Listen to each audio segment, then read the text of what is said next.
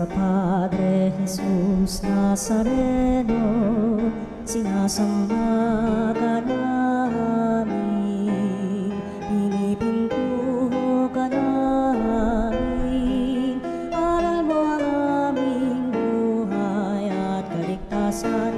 Nuestro Padre Jesus Nazareno, iligtas mo kami sa kamatayan. Ang krus mong pinamatayan ay sagisag ng aming kaligtasan. Nuestro Padre Jesus Nazareno, dinarangal ka namin. Nuestro Padre Jesus Nazareno, inulwalhati ka namin.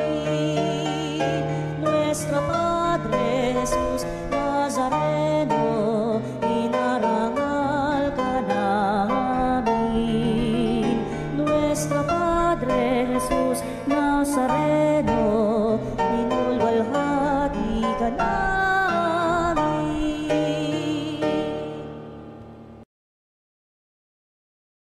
Hingin natin ang biyaya ng pagpapagaling kay Nuestro Padre Jesus Nazareno. Manalangin tayo sa ngalan ng Ama at ng Anak at ng Espiritu Santo. Amen.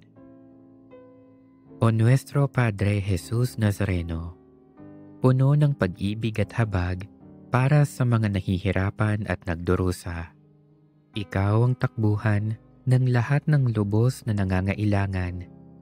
Kaya buong pagpapakumbaba akong lumalapit sa iyo at itinataas ang aking puso, kaluluwa at buong pagkatao. O Nuestro Padre Jesus Nazareno, hipuin mo ako ngayon ng iyong mapaghimalang kamay at idulot sa akin ang pagpapagaling at mabuting kalusugan na aking minimithi. Puspusin mo ako ng iyong biyaya, lakas at kapangyarihan, nang tuluyan ng mapawi ang aking sakit, kalungkutan at pagdurusa. O Nuestro Padre Jesus Nazareno, ikaw ang aking tanglaw, ikaw ang aking pag-asa, ikaw ang aking lakas, at higit sa lahat, ikaw ang aking dakilang manggagamot. Damayan mo ako sa panahong itong kailangang kita.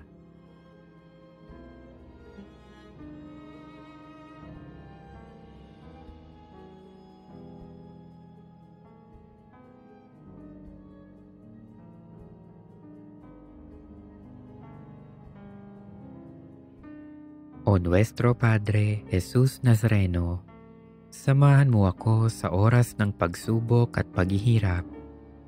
Patibayin mo ang aking pananampalataya. Palakasin mo ang aking loob nang malampasan ko ang karamdamang nagpapahirap sa akin at sa maraming may sakit. O Nuestro Padre Jesus Nazareno, dinggin mo ang aking mga hibik nang tuluyan kong madama ang iyong nakapagpapagaling na pag-ibig. Nananalig akong gagawa ka ng himala sa aking buhay.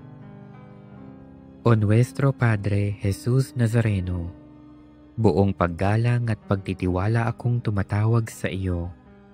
Pagalingin mo nawa ako mula sa lahat ng aking karamdaman. Alisin mo nawa ang aking mga takot at alalahanin sa buhay.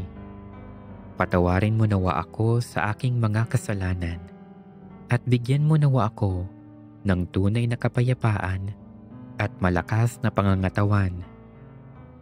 O Nuestro Padre Jesus Nazareno, nagtitiwala ako sa iyong walang hanggang kapangyarihan. Nananalig ako sa iyong mga salita at naniniwala akong walang sakit na hindi mo kayang pagalingin. Alam kong hindi mo ako bibiguin, kaya narito ako at nagpapasalamat sa iyong walang hanggang pagkalinga sa akin. O Nuestro Padre Jesus Nazareno, turuan mo akong magtiwala sa dakilang kalooban ng Diyos. maging handa nawa akong tanggapin kung ano ang kaniyang naisin. Nang buong tapang kong maharap ang lahat ng pagsubok at paghihirap. O Nuestro Padre Jesus Nazareno, kaawaan mo ako. Amen. Biyayang pangako niya, sumilay na.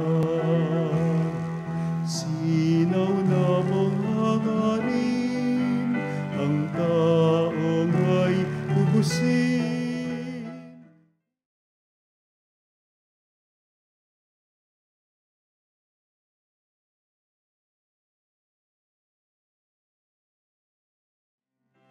Bayan, magsiawit na bayan, pinagpalakang dakilang biyayang pangako niya, sumilay na. Mga kapatid, simulan po natin ang ating banal na pagdiriwang na ito. Sa ngalan ng Ama, ng Anak, at Espiritu Santo. Amen. Ang pagpapala ng Apostol Kristo, ang pag-ibig ng Diyos Ama, at ang pakikisa ng Espiritu Santo, naway sumainyong lahat. At sumayo rin. Mga kapatid, tinipon tayo bilang kaanib ng angkan ng Diyos, kaya dumulog tayo sa mawaing Panginoon na nagpapatawad ng lubos. Sinugong tagapagpagaling sa mga nagsisisi, Panginoon, kaawaan mo kami. Panginoon, kaawaan mo kami. Dumating na tagapag-anyayang mga makasalanay magsisi, Kristo, kaawaan mo kami. Kristo, kaawaan mo kami. Nakaluklok ka sa kanan ng Diyos Ama para ipamagitan kami. Panginoon, kaawaan mo kami. Panginoon, kaawaan mo kami. Kaawaan tayong makapangyarihang Diyos, patawarin tayo sa ating managagawang mga kasalanan at patnubayan tayo tungo sa buhay na walang hanggan. Amen. Manalangin tayo.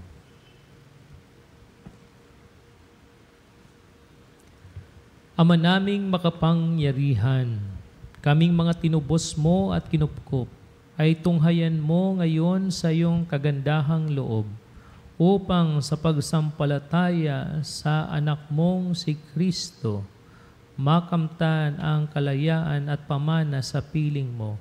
Sa pamagitan niya, kasama ni Espiritu Santo, magpa sa walang hanggan. Amen. Ang simula ng unang sulat ni Apostol San Pablo kay Timoteo. Mula kay Pablo, Apostol ni Kristo Jesus, ayon sa kalooban ng Diyos na ating tagapagligtas at ni Kristo Jesus na ating pag-asa. Kay Timoteo na tunay kong anak sa pananampalataya, sumaiyo nawa ang pagpapala, habag at kapayapaan buhat sa Diyos Ama at kay Kristo Jesus na ating Panginoon. Nagpapasalamat ako kay Kristo Jesus na ating Panginoon na nagbibigay sa akin ng lakas para sa gawaing ito, sapagkat ako'y minarapat niya at hinirang na maging lingkod. Hinirang niya ako upang maglingkod sa Kanya, bagamat nung unay, nagsalita ako laban sa Kanya. Bukod dito'y inusig ko siya't nilait. Sa kabila nito'y kinahabagan ako ng Diyos sapagkat hindi ko nalalaman ang aking ginagawa nung hindi pa ako naniniwala sa Kanya. Iginawad sa akin ng Panginoon ang Kanyang masaganang pagpapala, kalakip ang pananampalataya at pag-ibig na nasa atin dahil sa pakikipag-isa kay Kristo Jesus. Ang salita ng Diyos. Salamat sa Diyos. Diyos ko, aking kapalaray, manahin ang iyong buhay. Diyos ko, aking kapalaray, manahin ang iyong buhay. O Diyos, ako'y ingatan mo. Ingatan ang iyong lingkod. Ang hangad ko ay maligtas, kaya sa'yo dumudulog. Ika'y aking Panginoon, ang wika ko sa aking Diyos. Kabutihang tinanggap ko ay ikaw ang nagkaloob. Ikaw lamang upuan ko ang lahat sa aking buhay. Ako'y iyong tinutugon sa lahat kong kailangan. Diyos ko, aking kapalaray, manahin ang iyong buhay.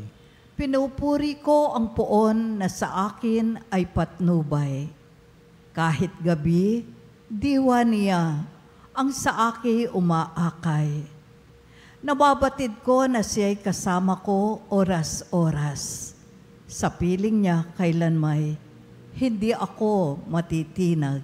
Diyos ko, aking kapalaray, manahin ang iyong buhay. Ituturo mo ang landas na buhay ang hahantungan. Sa piling mo'y madarama ang lubos na kagalakan. Ang tulong mo'y nagdudulot ng ligayang walang hanggan. Diyos ko, aking kapalaray, manahin ang iyong buhay.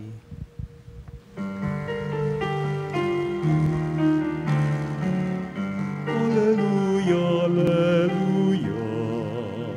Alleluia, alleluia.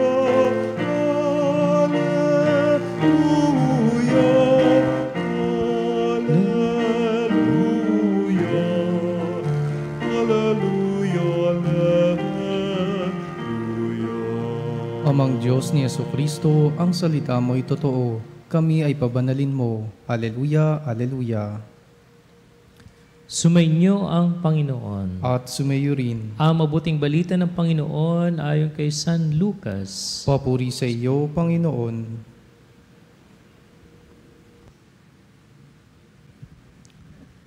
Noong panahong iyon, tinanong ni Jesus ang kanyang mga alagad ng patalinghaga. Maaari bang maging taga-akay ng bulag ang isa ring bulag? Kapwa sila mauhulog sa hukay kapag ginawa ang gayon. Walang alagad na higit sa kanyang guro.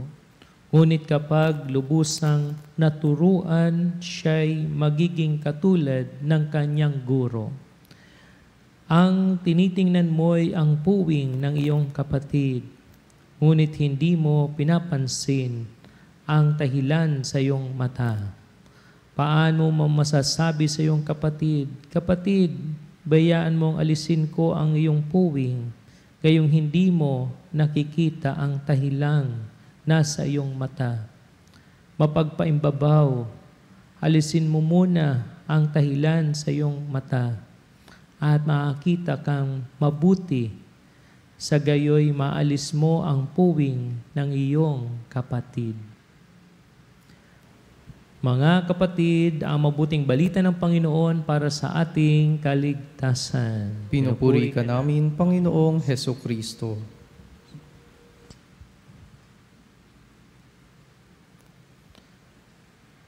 Maaari bang maging taga-akay ng bulag ang isa ring bulag? Magandang gabi po sa inyong lahat, mga kapanalig kay Kristo.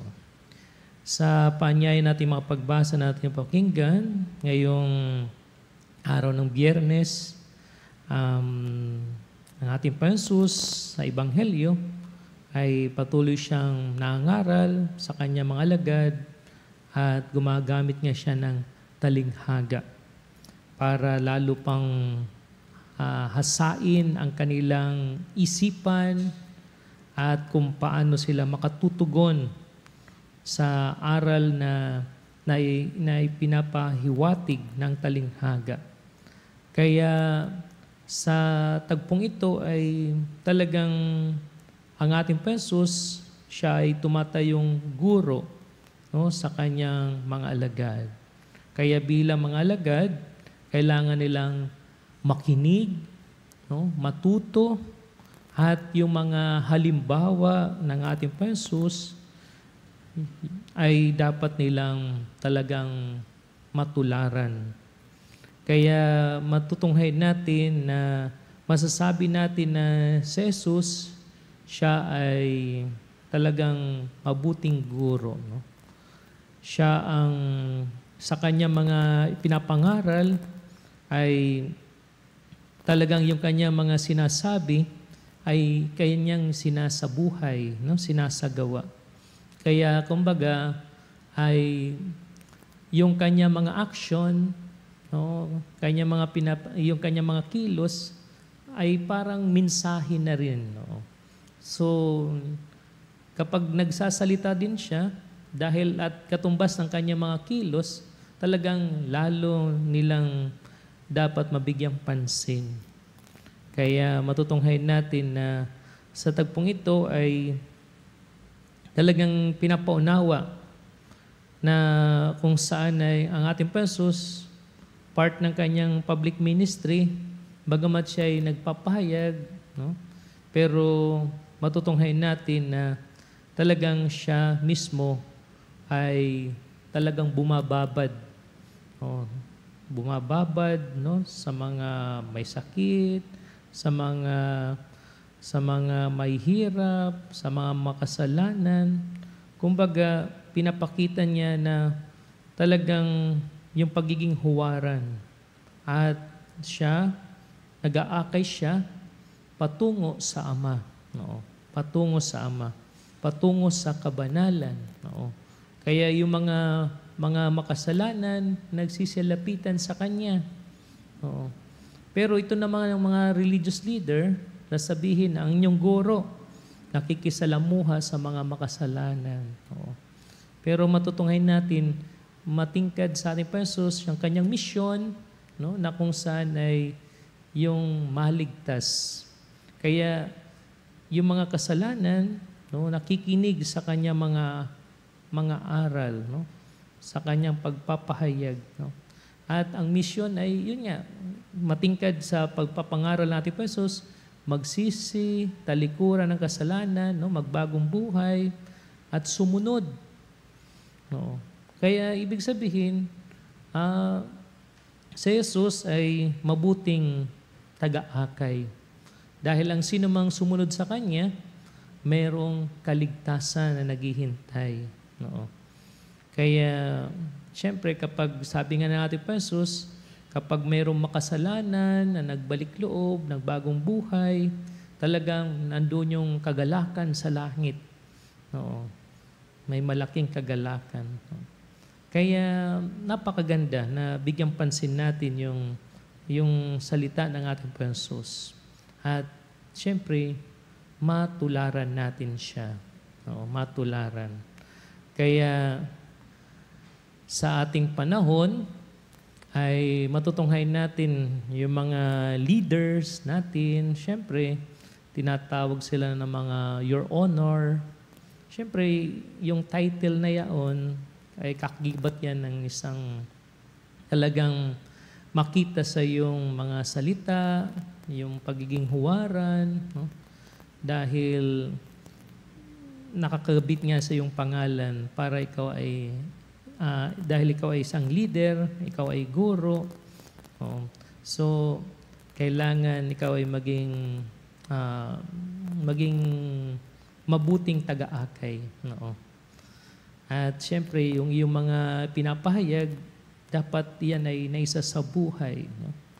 Kaya, sa tagpong ito ay, yun nga, yung sa sitwasyon natin ngayon, dahil nga yung ating mga leader, sila yung mga pasimuno, no, about corruption, no, yung kanilang uri ng pamumuhay, hindi nasasalaming yung pagiging isang lingkod, kaya parang mahirap. No? Pero buti na lang tayo mga Pilipino ay talagang nakatuon yung ating puso at isipan sa ating Panginoon. Hindi tayo yung tipong radikal. No?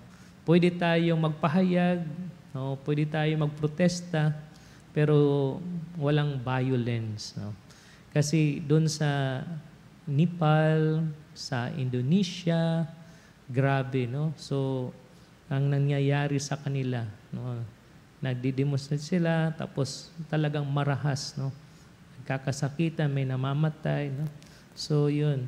Pero tayo, matutunghayin natin ay dahil nga nakikinig din tayo sa salita ng Diyos at sinisikap natin matularan ng ating Panginoon, ang ating Panginoon, nagpapahayag siya. Oo, pero hindi siya yung against siya sa mga violence. No, pwede kayo magpahayag yung ating mga saloobin. No, yun nga, huwag lang tayo maging pasimuno ng karahasan at hindi yan tinuro ng ating Panginoon. No.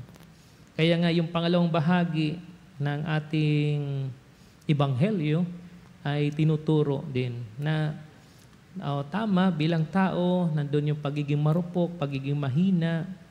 So, ay minsan tingnan din natin ang ating sarili bago tayo pumuna sa ating kapwa.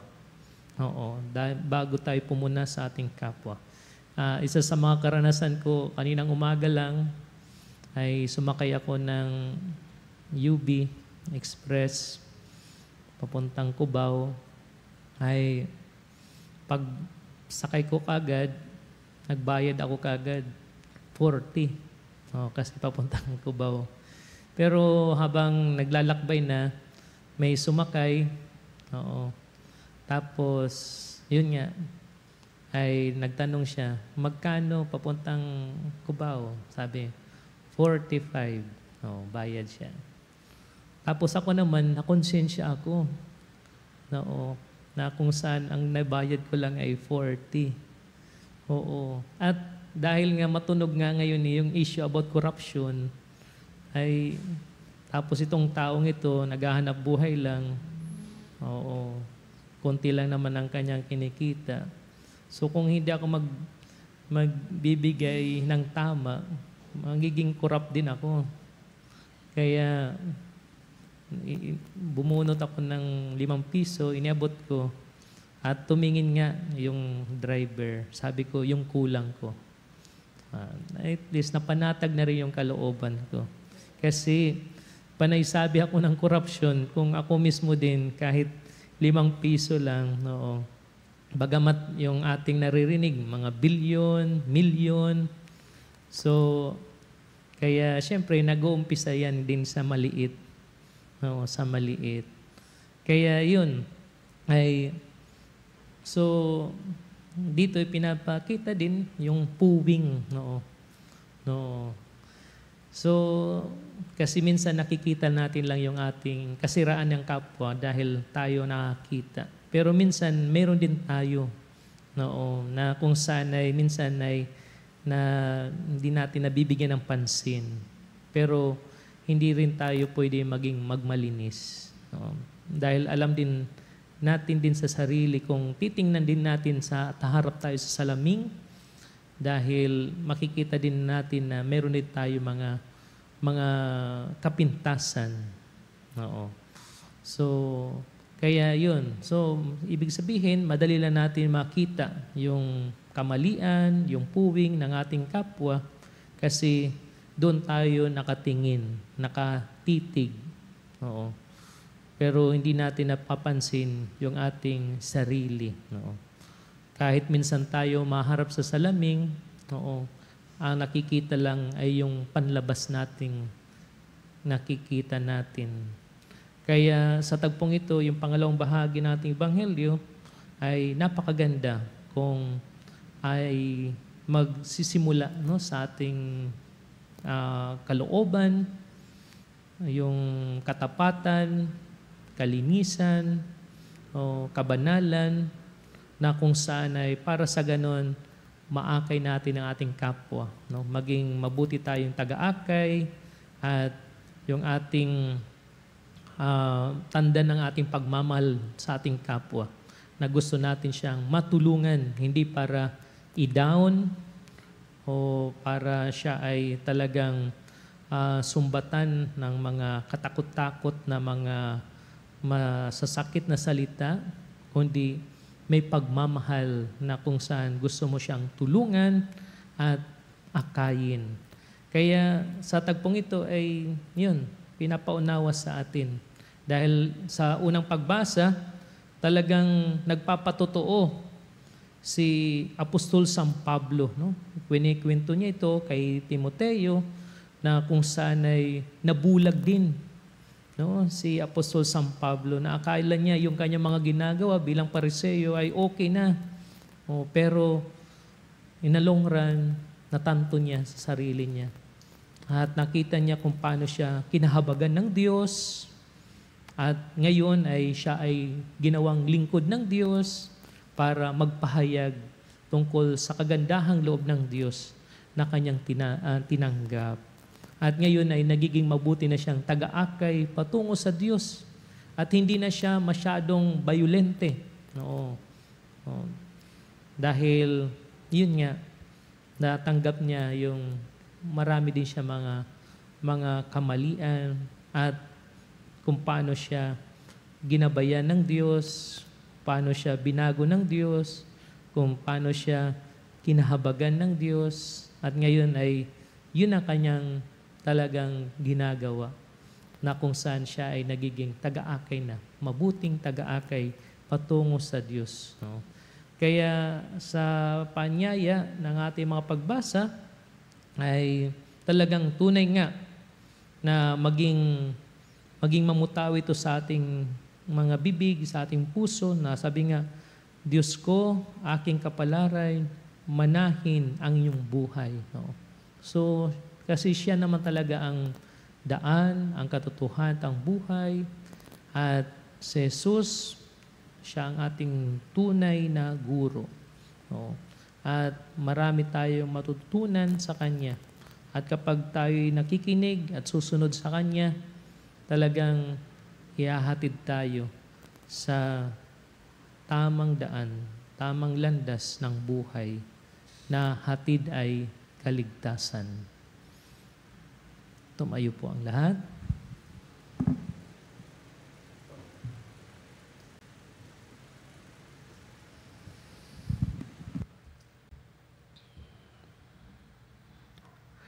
Sa pamamagitan ng salita at gawa, tinuturuan tayo ni Jesus ng mahabaging pagpapatawad ng Ama na naglalayong magligtas at hindi umuksa. Masundan nawa natin ang kanyang halimbawa habang nananalangin tayo sa Ama. Ama, aming Ama, matulad nawa kami sa iyo. Aming Ama, matulad nawa kami sa iyo. Ang simbahan, naway piliin ang daan tungo sa pagpapatawad, katarungan, katotohanan, at pag-ibig. Manalangin tayo sa Panginoon. Aming Ama, matulad nawa kami sa iyo. Ang tapat at maliliit na mamamayan, naway hindi mailigaw ng mga di tunay at mga ambisyosong pinuno. Manalangin tayo sa Panginoon. Aming Ama, matulad nawa kami sa iyo. Atin nawang mapigilan at mahinto ang paghusga sa ating kapwa dahil sa kanilang kahinaan at pagkukulang. Manalangin tayo sa Panginoon. Aming Ama, matulad nawa kami sa iyo. Ang mga may sakit, naway makadama ng mapagpatawad na pag-ibig at pagpapagaling ng ating Panginoon. Manalangin tayo sa Panginoon. Aming Ama, matulad nawa kami sa iyo. Ang mga pumanaw, naway tumanggap ng habag sa harap ng luklukang hukuman ng Diyos. Manalangin tayo sa Panginoon. Aming Ama, matulad nawa kami sa iyo. Kalakip ng ating mga personal na mga kahilingan at pinatutungkulan ng misang ito. Panginoon, buksan mo ang mga mata ng lahat ng tao na nawalay na sa landas ng buhay. Sa iyong biyaya, akayin mo kaming pabalik sa iyo na nagmamahal sa lahat. Inihiling namin ito sa ngalan ni Kristo na aming Panginoon. Amen.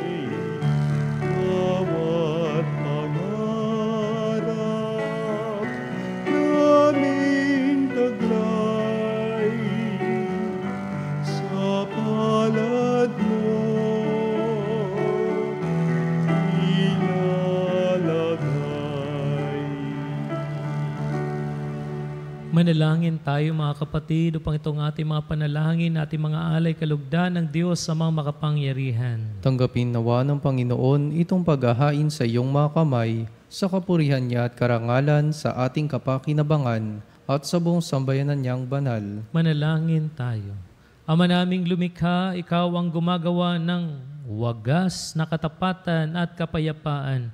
Ipagkalob mo ang iyong kadakilaan ay aming handugan ng iyong minarapat na aming maialay at naway magkaisa kami sa pakikinabang sa banal na paghahain ngayong ipinagdiriwang sa pamagitan ng Jesucristo kasama Espiritu Santo magpasa walang hanggan. Amen. Sumainyo ang Panginoon. At sumayo rin. Itaas sa Diyos ang iyong puso at diwa. Itinaas na namin sa Panginoon. Pasalamatan natin Panginoong ating Diyos. Marapat na siya ay pasalamatan. Ama naming makapangyarihan, tunay marapat na ikay aming pasalamatan, ikinalugod mong likhain ang sanlibutan, ng iyong ipinagbabago at idinarangal sa pamagitan ng iyong anak na kinalulugdan, kaya't utang na loob ng iyong mga itinatangi at ang ng mga banal na kapiling mo lagi, ang iyong paggiliw at pagkakandili. Kaya kaysa ng mga awit na papuri sa iyo na walang humpay sa kalangitan, kami nagbubunyi sa iyong kadakilaan. Mo, Panginoong Diyos makapangyarihan, napupuno ang langit at lupa, kalwalhatian mo. Hosana sa pinagpalang nakaririto.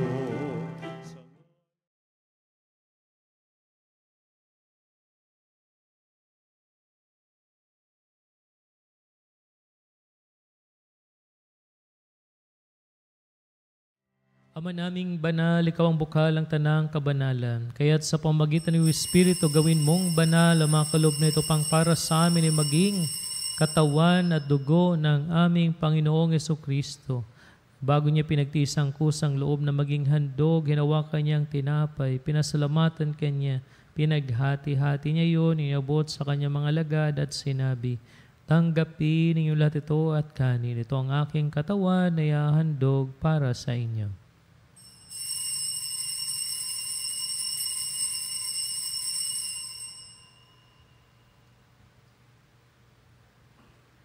Gayon din naman, matapos ang hapunan, hinawakan niyang kalis, muli kanyang pinasalamatan. Iabot niya ang kalis sa kanyang mga lagad at sinabi, tanggapin niyo lahat ito at inumin. Ito ang kalis ng aking dugo, ng bago at walang hanggang tipan. Ang aking dugo na ibubuhos para sa inyo at para sa lahat sa ikapagpapatawad ng mga kasalanan. Gawin niyo ito sa pag-alaala sa akin.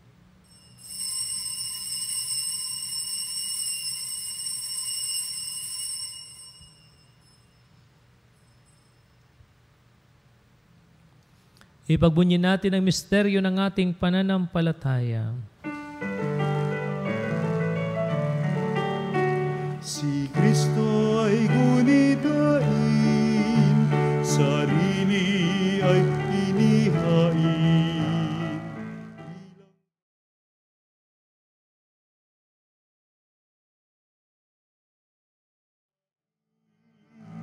Hanggang sa siya'y dumating, hanggang sa siya'y dumating. Ama, ginagawa namin ngayon na pag-alaala sa pagkamatay at muling pagkabuhay ng iyong anak, kaya tinialay namin sa iyo ang tinapay na nagbibigay buhay at ang kalis na nagkakalob ng kaligtasan. Kami nagpapasalamat dahil kami yung minarapat at tumayo sarap mo para maglingkod sa iyo.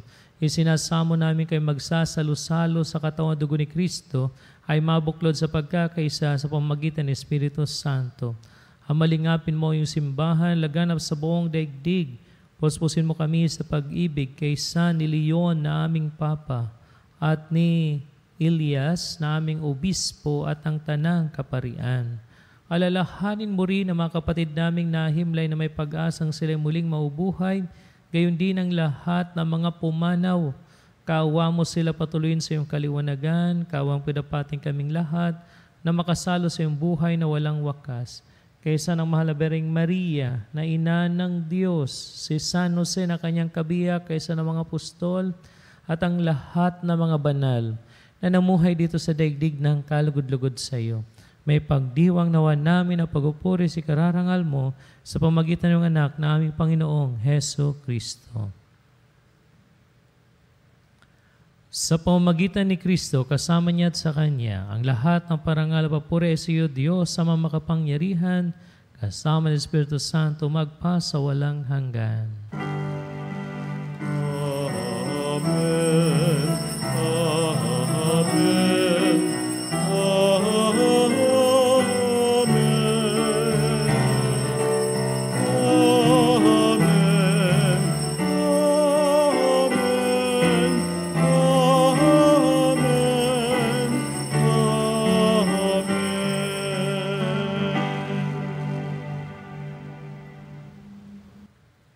Sa tagubili man nakagagaling na utos at turo ni Jesus sa Panginoon natin at Diyos, ipahayag natin ang lakas loob.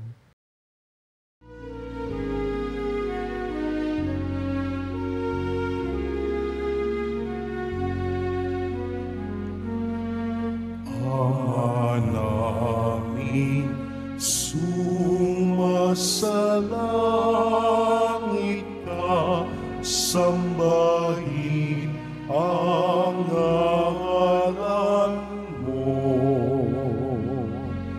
Mapasa amin ang kaharian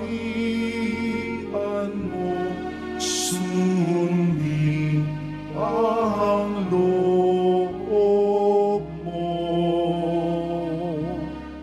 Dito sa lupa, para ng sa langit,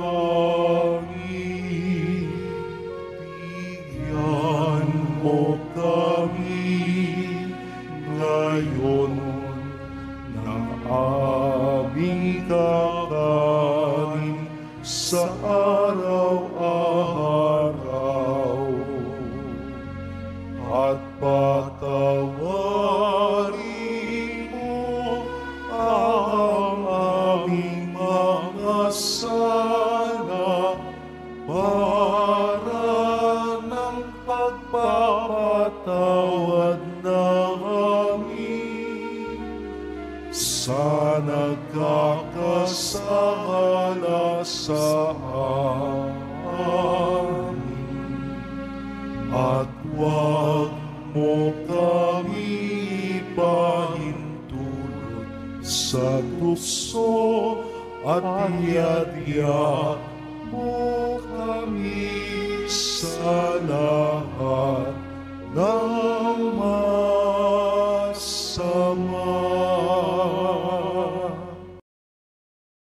Hiniling namin kami at diya sa lahat ng masama, pagkalooban ng kapayapaan araw-araw, iligtas sa kasalanan, tilayo sa lahat ng kapahamakan, samantalang ipinanabik na ang dakilang araw na pagpapahayag ng tagapagligtas naming si Hesu Kristo.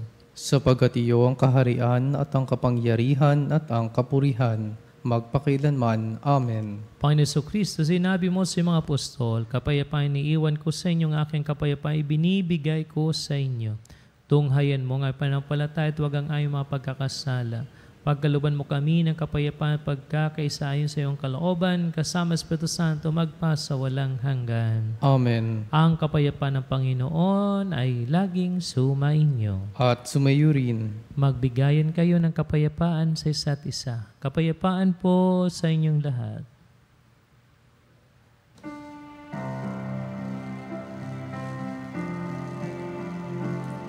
Cordero ng Diyos na nag-aalis ng mga kasalanan ng mundo, maawa ka sa amin.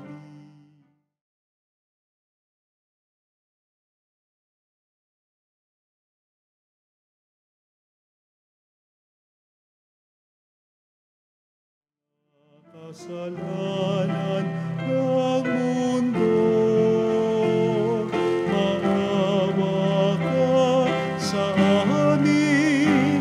Cordero ng Diyos na nag-aalis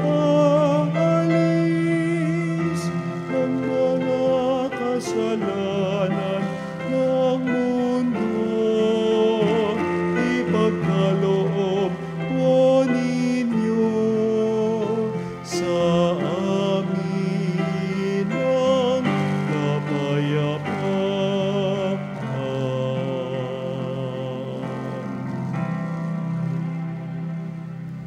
Mga kapatid, narito pa si Kristo ang kordero ng Diyos. Siya nag-aalis sa mga kasalanan sa libutan. Mapalad ang mga inanyayahan sa kanyang piging. Panginoon, hindi ako karapat-dapat na magpatuloy sa iyo, ngunit sa isang salita mo lamang ay gagaling na ako.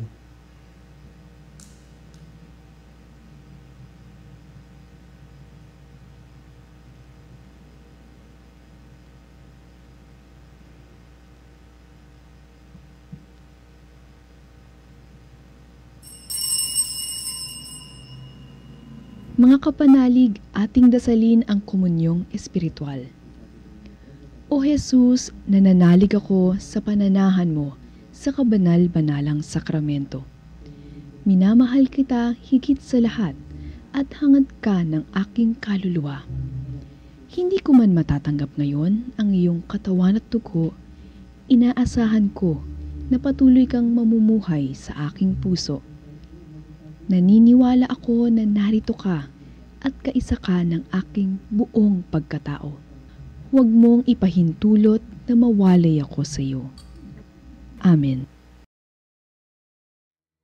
Panalangin sa karangalan ng Nuestro Padre Jesus Nazareno. O Jesus Nazareno, katamis-tamisan naming manunubos, sa harap mo ngayon naririto kami't nangangayupapa at nagsisisi ng taos-puso sa aming pagiging walang turing sa iyo at paglimot sa di mabilang na mga biyaya mo, lalong-lalo na yaong mahalagang biyaya ng pagtutubos. Dinaramdam namin at pinagsisisihang labis, Panginoon ko, ang pagkakasala namin sa iyo. Ikinalulungkot namin ang pagiging dahilan ng pagpapasan mo ng krus na iyan sa gitna ng mga hirap at kapaitan, hanggang sa inihandog mo ang iyong buhay sa bundok ng Kalbaryo, sa pagkaibig mo lamang na matubos kami at ang sangkatauhan mula sa sala. Pakabanalin mo, O Panginoon, ang aming pagnanais at ipagtanggap mo sa amin ang iyong biyaya. Maging tagapamagitan nawa ang iyong ina, ang kalinis-linisang Birheng Maria.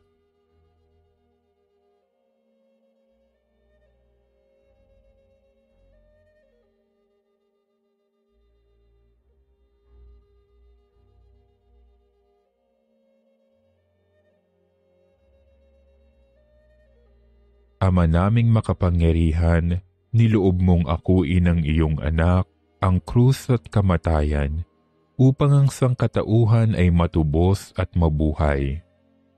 Ang pag-ako namin sa krus at kamatayan dito sa lupa, ayon sa diwa ng pagsunod sa iyong loob, na ginanap ng iyong anak, ay magpagindapat nawa naming kamtin ang lubos na katubusan at pagkabuhay sa iyong piling sa pamamagitan ni Hesukristo kasama ng Espiritu Santo, magpasawalang hanggan. Amen.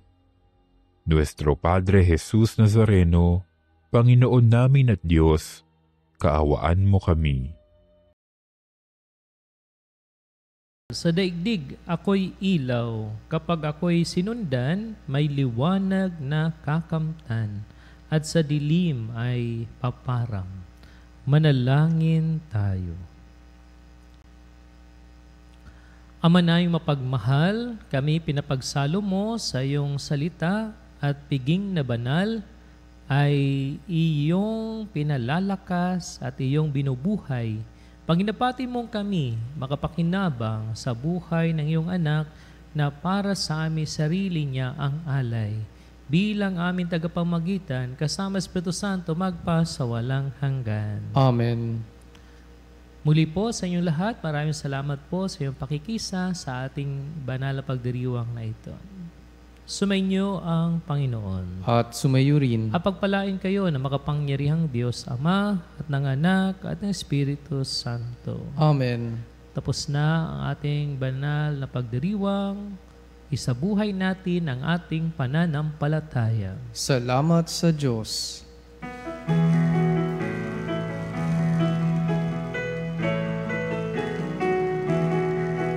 Magsinawit kayo sa Panginoon. Hallelujah! Magsinawit sa Panginoon.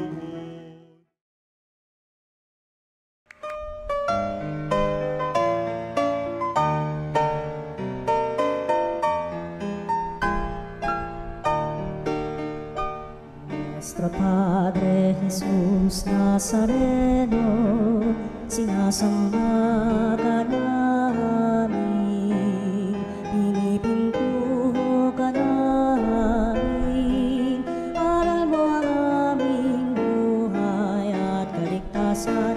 Nuestro Padre Jesus Nazareno, iligtas mo kami sa kamatayan, ang krus mong pinamatayan ay sagisag ng aming kaligtasan.